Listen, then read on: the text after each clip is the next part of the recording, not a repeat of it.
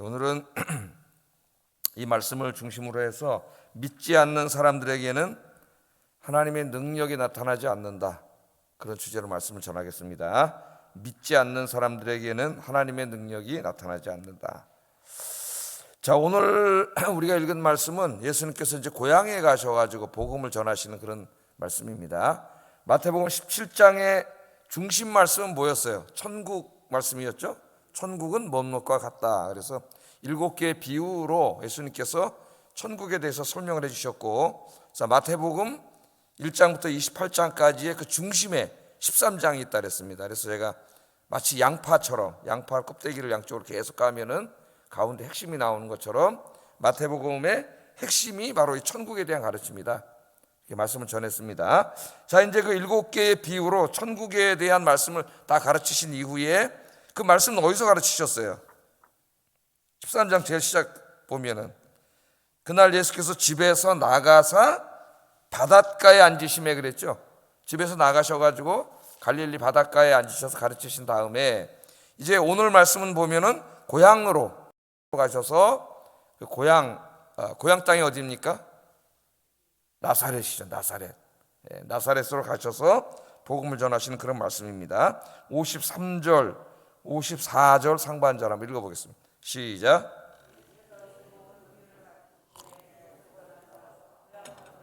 그들의 회당에서 가르치시니, 그렇게 말씀을 하셨습니다. 자, 나사렛에서 예수님이 자라셨어요. 그러니까 어려서부터 거기서 자라셨고, 또 거기 이제 아버지는, 오늘 본문에는 아버지는 나오지 않습니다. 그걸로 봐서 아마 이때는 이미 돌아가신 걸로, 요셉은 죽은 걸로 그렇게 이제 추정해 볼 수 있는데, 그 요셉은 거기서 목수라고 하는 직업을 가지고 이제 가족들과 함께 살았죠. 어려서 거기서 자란 거예요. 근데 이제 여기서 목수는 우리가 지금의 그냥 나무만 가지고 일하는 그런 그 목수를 말하는 게 아닙니다. 우리말로 목수로 번역을 했지만은 그 목수는 그 목수가 아니라 그냥 집을 짓는 사람이에요. 돌로도 이렇게 벽돌도 쌓고 나무 작업도 하고 해서 집을 짓는 사람, 지금으로 말하면 건축가, 집을 짓는 사람이에요. 나무만 하는 사람이라고 오해하는 사람이 있습니다. 우리말로 목수로 하다 보니까. 자, 예수님이 그런 일을, 예수님의 아버지가 그런 일을 거기서 하셨죠. 육신의 아버지가. 거긴 예수님 자라던 곳이고, 오늘 고향에 가서 회당에 들어가서 가르치셨다 그랬어요. 회당. 예루살렘 성전이 이제 갈릴리에서는 진짜 뭐 한참 가야 되기 때문에, 몇 날 며칠 가야 되기 때문에 매일 성전에 갈 수는 없죠. 멀리 사는 사람들은 1년에 3번 절기 때 20세 이상 남자는 꼭 오라 그랬고, 나머지 예배는 이제 마을마다 회당이 있어서 회당을 지어놓고 예배를 드렸으니까, 오늘 예수님이 여기 가셔서 지금 설교하신 이 회당은 예수님이 어렸을 때부터 자라면서 예배 드리고 말씀 듣고 그러던 회당입니다. 그리고 이제 거기 모인 청중들은 예수님이 어려서부터 이제 다 아는 사람들이죠. 예수님에 대해서도 잘 아는 사람들이에요. 고향 땅에 가서 이제 복음을 전하는데, 예수님이 사역하시기가 가장 어려운 것이 어디냐면은 자기 고향입니다. 고향 땅에. 오늘 본문에도 뭐라 그랬어요? 선지자가 고향 땅 위에서는 다 대접을 받는다 그러잖아요. 그러니까 다른 말로 하면은 선지자가 고향에서 대접받기는 힘들다. 왜?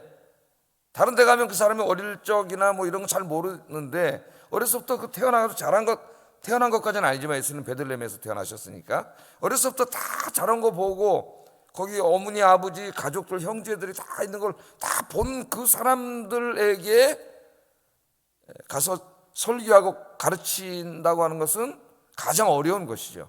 그러니까 사역하기가 가장 어려운 것이 바로 이 고향 땅입니다. 고향 땅. 그런데 그럼에도 불구하고 예수님께서는 사역을 하시다가 이 고향 땅에 가셔가지고 오늘 이제 천국 복음을 증거를 하셔요. 그러니까 이 고향 사람들, 어려서부터 자기가 이렇게 쭉 알아왔던 사람들에 대한 관심이 굉장히 많고, 또 그 사람들에게 복음을 전해야 된다는 사명감, 또 그 사람들을 사랑하는 마음, 그런 것들이 가득했던 것 같습니다. 우리가 때로 전도하다 보면은 멀리 있는 사람들 복음을 전하고 그러지만은 길거리 지나는 사람들도, 처음 보는 사람들도 전도지를 나눠주고 복음을 전하는데, 때로는 가장 가까이 있는 사람들에게 복음을 전하지 못할 때가 있어요. 제일 친한 친구, 그죠? 뭐 거리는 그렇게 안 가깝더라도 요새는 이 물리적인 거리가 아니라 뭐 카톡이라든가 뭐 이런 SNS를 통해서 친구가 돼 있는 사람들, 굉장히 가까운 사람들이죠.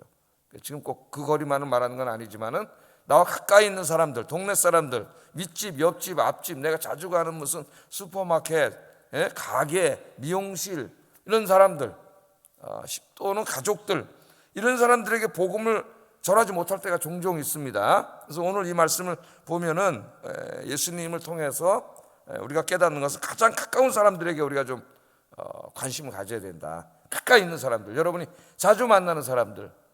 그래서 이제 오이코스 전도 연구해가지고 그 오이코스 전도하시는 분들은 그 관계 전도라고 하는 걸 만들어냈죠. 그래서 전혀 모르는 사람에게 전도하기는 상당히 어렵고, 예수 믿는 사람들 통계를 조사해 보면은 그렇게 해서 예수 믿는 사람은 거의 뭐 10% 정도 이내고, 정말 이렇게 친한 사람들, 가족들, 친구들 이런 사람들을 통해서 다 이제 복음을 듣고 예수를 믿게 됐다는 통계가 나와요. 그래서 관계 전도라는 걸 하죠. 자기 이제 관계 중심에 자기를 놓고 주변에 가까운 사람들 이렇게 이제, 그게 꼭 물리적인 거리도 될 수 있고 사회 관계만 거리도 될 수 있습니다. 가까운 사람들을 이렇게 동심원을 그려가지고 원을 그려가지고 이제 뭐 몇 미터 반경 내에 있는 사람들 늘 기도하면서 관심 갖고 전도하는 운동이 관계 전도예요. 나를 늘 내가 자주 만나고 나에 대해서 잘 알고 있고 친하고 그런 사람들 우리가 관심을 가져야 되죠. 왜냐하면 내가 그 사랑하는 사람들인데 그 사랑하는 사람들에게 줄 수 있는 내 최고의 사랑은 뭐예요? 복음 전하는 거예요. 복음 전하는. 그들이 예수 안 믿으면 다 지옥 가잖아요. 근데 내가 말로는 친한 친구라고 하고 내 가까운 이웃이라고 하고 동료로 하면서 그 사람들이 한 번도 복음을 전하지 않으면은 그거 다 거짓말이에요. 거짓말. 친하지 않은 거예요. 정말 친하고 사랑하면은 안 전할 수가 없죠. 오늘 예수님도 어떻게 보면 자기 어려서부터 다 아는 곳인 고향에 가서 복음 전하기가 어려운데도 바쁜 중에도 또 고향 땅에 가셔서 예수님 복음을 증거하십니다. 가까운 분들에게 관심을 갖고 오늘부터 이름 적어놓고 이렇게 자기 중심으로 원을 그려놓고 늘 기도하면서 전도하시는 여러분 되기를 주의 이름으로 축복합니다. 정말 우리가 이제 지금 코로나 때문에 못하고 있는데 뭐 전화는 괜찮잖아요. 전화도 한번 하고 문자도 하고 꼭 관심을 가져야 돼요. 자, 그런데 오늘 이제 우리가 사실 이 말씀을 보면은 예수님도 사역하기가 어렵지만은 또 예수님을 하나님의 아들 구원자로 믿기에 가장 좋지 않은 그런 조건하에 있는 사람들이 고향 사람들이 다 봤잖아요. 어려서. 그래서 이제 목회자들이 어떨 때 보면 자기가 자라난 교회에서 잠깐 목회 생활하다 또 이제 궁극적으로는 다른 데로 다 가죠. 왜냐하면 거기서 하기에 사실 어려워요. 내 선배도 있고 후배도 있고 내가 어려서부터 집사님 뭐 장로님 하신 분들도 있고 다 있는데 내가 어느 날 부름을 받아서 신학교 가서 공부해가지고 강단에 서서 이제 교육자가 돼가지고 설교하고 뭐 교육하고 이러기가 상당히 어렵습니다. 어렵고 또 사실 그 성도님들도 쉽지는 않을 거예요 아마.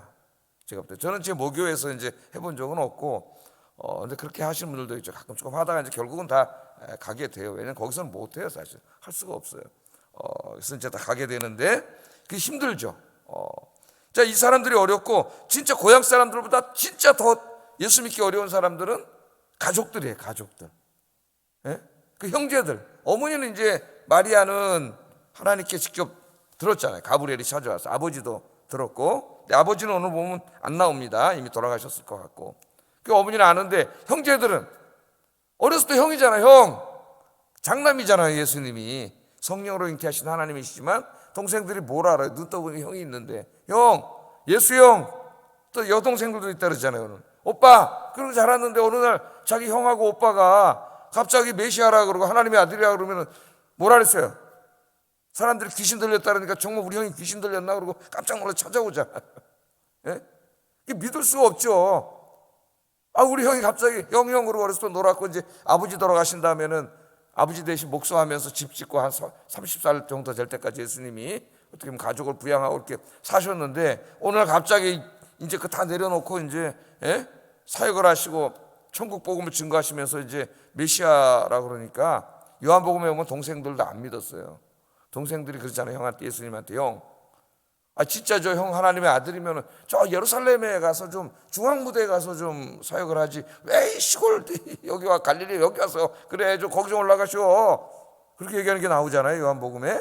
그게 안 믿었어요.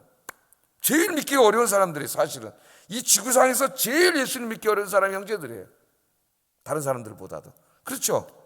근데 어느 날 보면 형제들이 다 예수 믿게 되고, 특별히 여기에 야고보하고 유다가 이제 이름이 나오는데 한번 읽어보겠습니다. 사람들이 뭐라 그러는지 예수님. 한번 54절부터 57절에 보면은 한번 읽어볼까요? 저 화면을 보고 시작.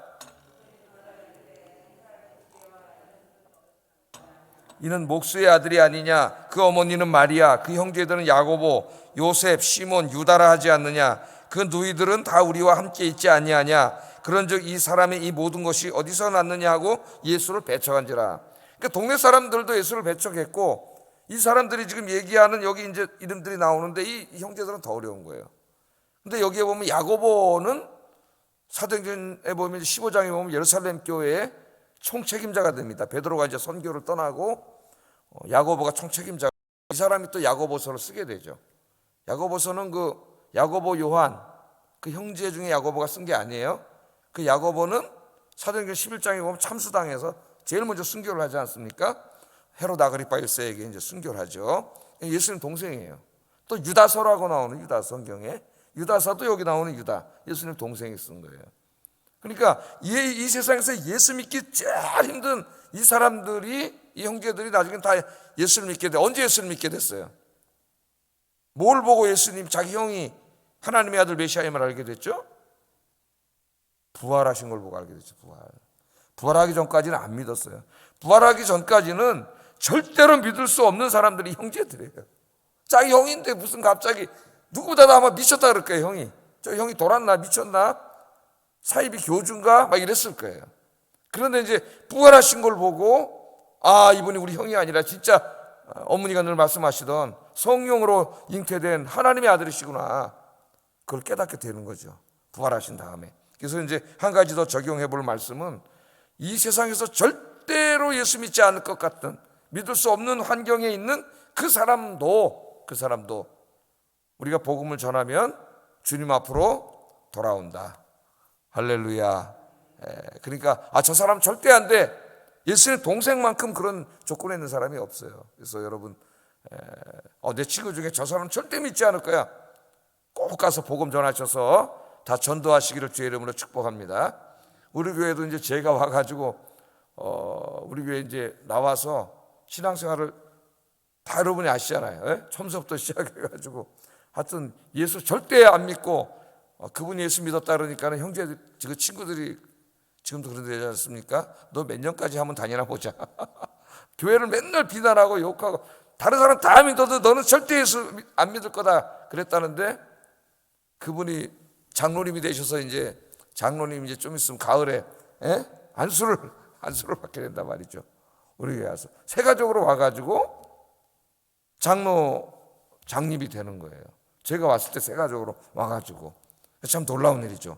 그 모든 사람들에게 철저한 무신론자, 절대 믿지 않을 것 같은 사람이 하나님 변화시키잖아요.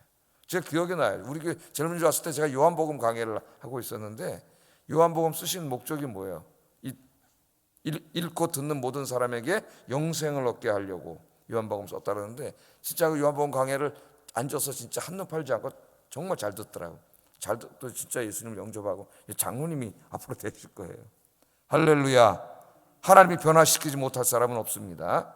여러분 복음 들고 가셔서 여러분 진짜 가까이 있는 사람들부터 한 사람 한 사람 다 주님께로 인도해오는 여러분 되길 주의 이름으로 축복합니다. 나중에 여러분 전도 한마디도 안 해가지고 그 사람이 나중에 다른 사람이 전도해서 예수 믿게 될 경우가 있어요. 택하신 백성은 하나님 어떻게든지 다 구원하셔요. 그 천국이가 뭐라 할까요? 여러분한테 아니 이 중요한 일을 내 인생의 제일 중요한 일을 나랑 가장 친한 친구를 하면서 어떻게 한 번도 나한테 얘기를 하지 않았냐 그럴 거 아니에요?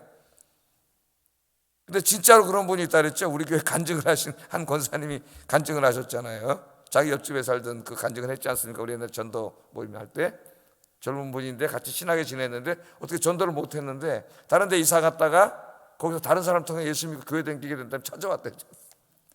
그러면서 어떻게 나한테 친하다면서 한 번도 이 중요한 예수 믿으라는 소리를 안 해봤냐고 그 얘기를 했다 그러고 저 어느 교회 그 전도 간증 읽어보니까 거기도 비슷한 얘기가 또 있더라고.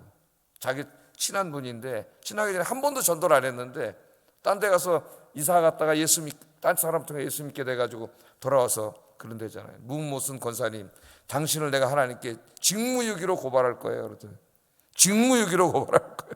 네. 이 중요한 얘기를, 내 영원히 달려있는 이야기를 어떻게 옆집에 살면서 친하다 그러면서 한 번도 예수 믿으라고 얘기를 안 하느냐. 네? 그렇지 않습니까 여러분? 나 지옥 가라고 하는 거 아니에요. 그거는 얼마나 화가 나게, 화도 날 것 같아. 내가 볼 때 정말 네가 내 친구 맞냐? 그랬을 것 같아요. 여러분, 하나님 변화시키지 못할 사람 없습니다. 복음은 하나님의 능력이라 그랬죠. 예? 복음을 이야기하라 그랬죠. 그냥 이제 우리 전도지 한 장 나눠주는 데서 넘어서서 복음을 이야기할 수 있어야 돼요. 이야기할 때 어떻게 한다 그랬어요? 성령이 전하는 사람과 듣는 사람에게 동시에 역사해서 그들의 마음을 연다 그랬죠. 내 말주변으로 변화시키는 게 아니라 그랬어요. 어눌하게 말해도 복음이 이야기되는 곳에 성령이 역사해. 그건 우리가 하는 게 아니라 그랬죠. 성령이 하시는 거예요. 그래서 여러분 주변에 하나님 앞에 갔을 때 원망 듣는 일 없도록 많은 사람들 구원하시기를 주의 이름으로 축복합니다. 그 오커너 목사님도 살아계실 때 간증을 하는데 항상 자기 그 평생의 부담이 옆집 사는 사람이라. 만약에 옆집 사는 사람이 예수 안 믿어가지고 자기 전도 안 해가지고 이제 하나님 앞에 섰을 때 너 어디 살았냐? 오카르 목사님 옆에 살았습니다. 근데 오카르 목사 전도 안 하대? 이 얘기가 나오면 어떡하나가 항상 제일 그거 했대요. 근데 다행히 나중에 그래서 전도하려고 알아봤더니 카톨릭 신자 옆에 있는 사람이 평소에.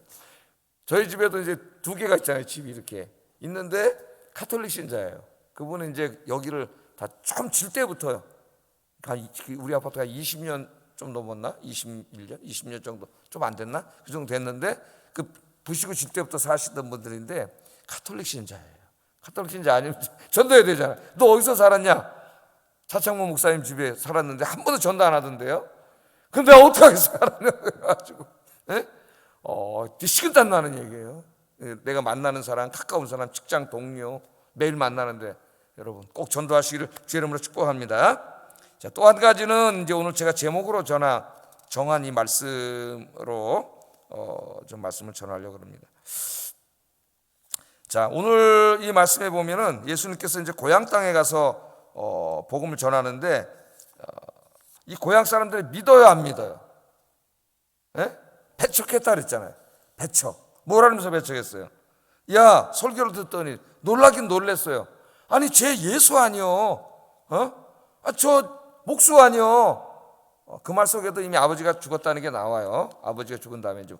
아니, 저 엄마가 저기 마리아가 저기 있고 말이지. 동생들 이름 다 되잖아요, 지금. 동생들 다 있고. 아니, 저 누이들 아마 아직까지 거기 살았나 봐요. 우리하고 함께 지금 저기 앉아 있잖아. 저기 누이들 다 앉아 있는데.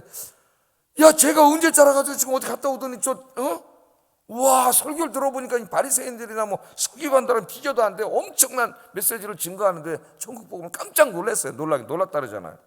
그런데 듣지 않아요. 왜? 배척을 했다 그러잖아요. 저 예수 아니야, 예수. 그러면서 저 언제 자기가 무슨 하나님 아들이 우리한테 와서 얘기하지? 그리고 믿지를 않는다 그랬어요. 믿지를 않아요. 자, 57절 58절 보겠습니다. 자, 그들을 믿지 않으니까 정말 예수님이 그들 고향 사람이잖아요. 같이 자랐잖아요. 거기 지금 왔잖아요. 일부러 사랑해서 이 천국의 축복을 주려고 왔잖아요. 그런데 예수님 거기서는 많은 권능을 행하지 못했어요. 안 했다 그랬습니다. 한번 읽어보겠습니다. 57절 58절 시작.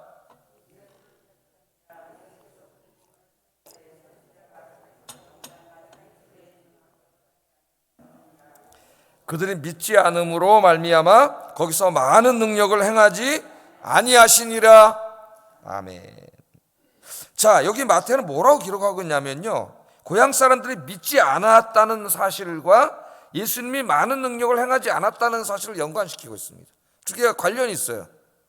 믿지 않았으므로 예수님이 거기서 많은 능력을 행하지 않았다. 마가복음이나 누가복음 이제 다른 복음과 비교해 보면 거기는 몇 명만 병을 고쳐줬다는 얘기가 나옵니다. 구체적으로 다른 곳에서는 얼마나 수많은 사람들이 왔을 때 다 안수하시고 병 고치고 귀신 쫓아내시고 막 눈도 뜨게 하시고 들리게 하시고 중풍병자도 고쳐주시고 어마어마한 사역들, 권능의 사역을 많이 했어요. 그래서 예수님 만난 사람들이 엄청난 인생의 문제들을 다 근본적으로 해결받는 축복을 누렸는데, 이 정작 이 예수님이 사랑해가지고 찾아간 고향 사람들은 이 축복을 누리지 못합니다. 왜 그런 거예요?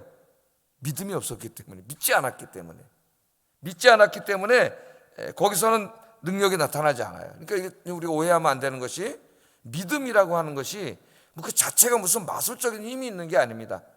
그래서 내가 예수님이 요구하시는 어느 정도 믿음이 딱 생기면 자동적으로 병이 고쳐지고 귀신이 쫓겨나가고 인생의 문제가 해결되고 막 그 믿음에 의해서 하나님이 노예처럼 움직이는 게 아니에요.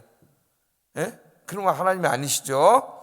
그리고 믿음이 어떤 마술적인 힘이 있는 게 아니라 우리 연약한 인간들이 하나님을 믿고 기도할 때에 그 믿음을 하나님이 기뻐하시고 그 믿는 것을 기뻐하시고 하나님이 응답해 주시는 거예요.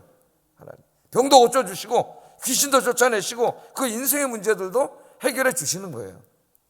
그걸 하려고 예수님이 오셨는데, 하나님이신 이분이 오셨는데 이 사람들이 믿질 않으니까, 예수님이 안 믿어가지고 능력이 없어졌다는 얘기가 아니라 믿음이 없는 곳에서는 예수님이 많은 능력을 행하지 않으셨다, 이 말씀을 하는 겁니다. 그러니까 우리의 믿음과 하나님의 역사, 능력의 역사가 밀접하게 연관되어 있음. 다시 말하면 하나님의 권능의 역사를 체험하려면 믿음이 있어야 함을 오늘 이 말씀 우리에게 보여줍니다. 여러분, 이제 우리가 좀 오래됐지만 마태복음 8장부터 한번 생각을 해보세요. 8장 9장은 예수님의 10개 치유 이야기로 기록되어 있다는 거 생각나세요? 그렇게 말씀을 전했죠. 10장은 이제 전도하는 말씀, 제자도 향해서 이런 말씀들이 있고, 자, 그 말씀들을 쭉 보면은 예수님께서 이방인의 백부장, 하인이 죽을 병에 걸렸잖아요. 그 이방인의 백부장에게 뭐라고 칭찬해 주셨어요? 이스라엘에도 이만한 믿음은 보지 못했다. 왜 그랬어요? 우리 집에 오심을 내가 감당 못하겠습니다. 그냥 멀리서 여기서 우리 집까지 안 오시고 여기서 그냥 기도만 해주셔도 내 집에 있는 하인이 날 줄로 믿습니다. 난 하나님이신 당신이 내 집에 들어오는 걸 나는 감당을 못하겠습니다. 그랬더니 칭찬해 주신 거예요. 와서 안수도 아니라 그냥 멀리서 기도만 해주셔도 날 줄로 믿습니다. 그랬더니 내가 이스라엘 사람, 이건 이방인이잖아요. 이 사람은 이스라엘 사람들 중에서도 이만한 믿음은 내가 보지 못했다, 칭찬을 해주면서 중요한 말씀을 하시죠. 8장 13절에 내 믿은 대로 될지어다. 믿음이 아닙니다. 내가 믿은 대로야. 믿은 대로. 예수 하신 말씀은 네가 믿은 대로 될지어다. 그래서 그 하인의 병이 난 줄로 믿습니다. 믿은 대로 됩니다. 여러분이 믿은 대로 돼요. 또 12년 동안 혈루증으로 고통받는 여인에게 예수님께서 뭐라고 말씀하셨어요? 9장 22절에 보면 따라 안심하라. 내 믿음이 너를 구원하였느니라. 아멘. 뭐가 구원했어요? 내 믿음. 예수님의 옷자락을 만지기만 해도 나는 내 병이 날 줄로 믿습니다 하는 그 사람의 믿음을 예수님 보신 거죠. 그 믿음을 기뻐하신 거예요. 우리 예수님 믿음을 기뻐하세요. 믿음을. 그래서 네 믿음이 너를 구원하였다. 그렇게 읽고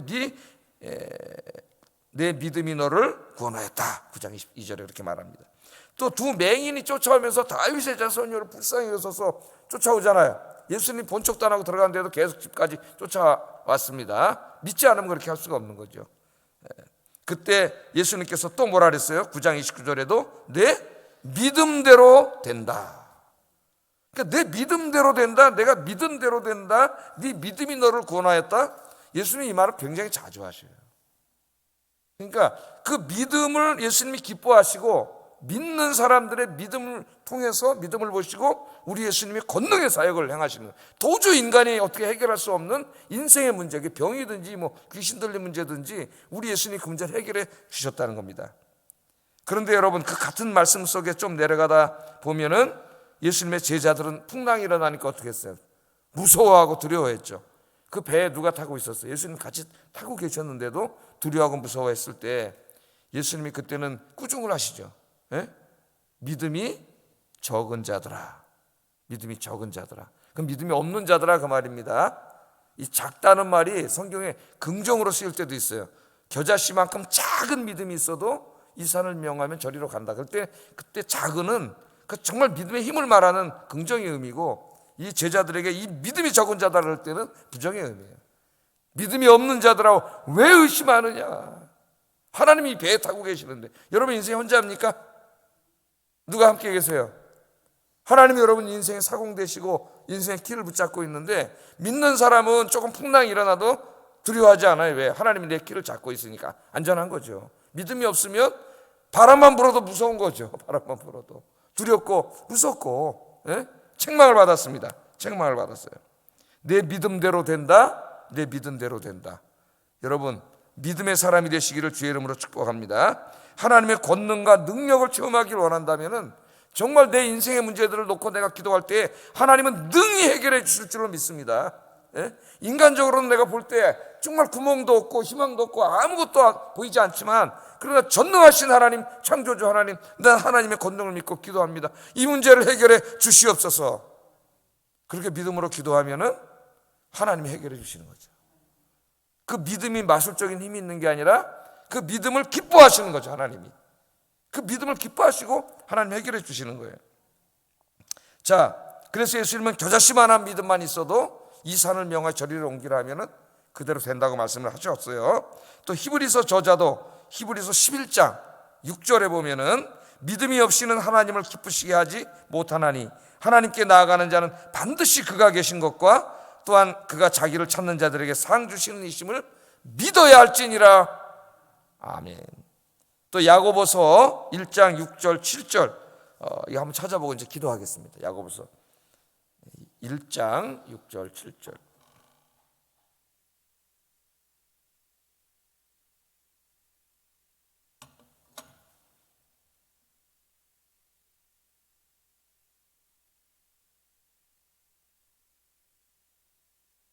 같이 한번 읽어보겠습니다. 오직 믿음으로 구하고 조금도 의심하지 말라. 의심하는 자는 마치 바람에 밀려 요동하는 바다 물결 같으니 이런 사람은 무엇이든 죽게 얻기를 생각하지 말라.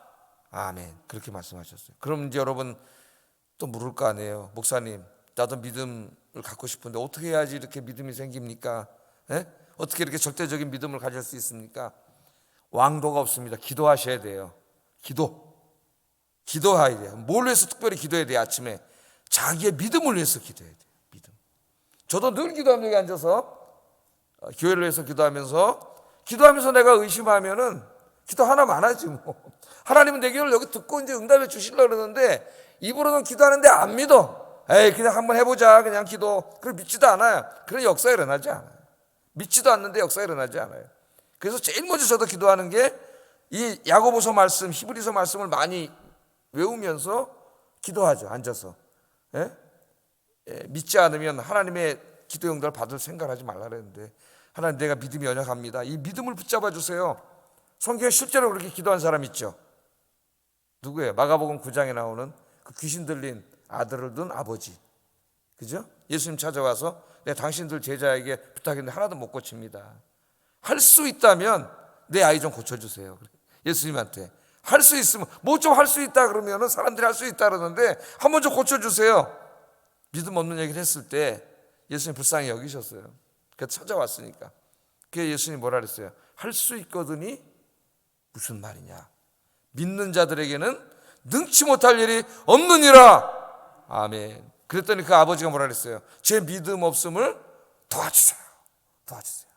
그래야 기도했잖아요. 예? 믿음 없음을 도와주세요. 그랬더니 우리 주님이 믿음을 주셨잖아요.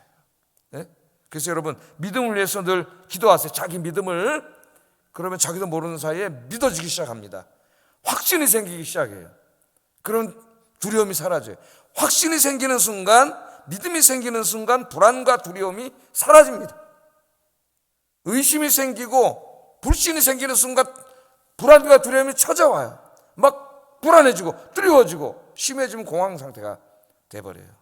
늘 기도하셔서 믿음의 사람들이 되시고 믿음으로 기도하셔서 이 주님의 권능을 날마다 체험하는 우리 아영교 성도님들 되시기를 주의 이름으로 축복합니다. 기도하겠습니다.